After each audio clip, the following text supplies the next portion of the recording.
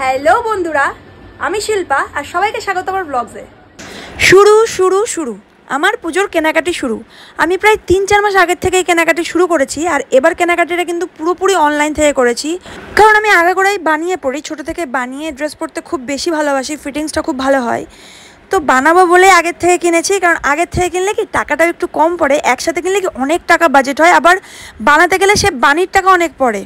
Dress বানাতে গেলে তো এমনিই টাকা অনেক পড়ে, আর রেডিমেড না জানি না কেন আমার একটু পছন্দ হয় না। বাট নতুন করে কিন্তু এখন রেডিমেড ভালো লাগতে শুরু করেছে, তাই রেডিমেডও কিনছি আমি কুর্তি সেটগুলো। আর রেডিমেড নতুন করে ভালো লাগলেও আমি কিন্তু বানানোটা ছাড়তে পারবো না, কারণ বানানোর ফিটিংসটা আর বানানোর স্টাইলটা একদমই আলাদা, সেটা একদম আলাদাই মাত্রার রূপ দেয়। শিল্পের সাথে কিন্তু টেক্কা দেওয়া যায় না, তাই না? কারিগরি ব্যাপারটাই আলাদা। আর বানানোর ড্রেসের সুবিধা হচ্ছে তুমি নিজে স্টাইল দিতে পারবে, নিজে ডিজাইন দিতে পারবে, আর এটা আমার খুব ভালো লাগে। গেছিলাম জামা কাপড় বানাতে দিতে, আর দেখো এদিকে অতিথি আদর শুরু করে দিয়েছিল তারা।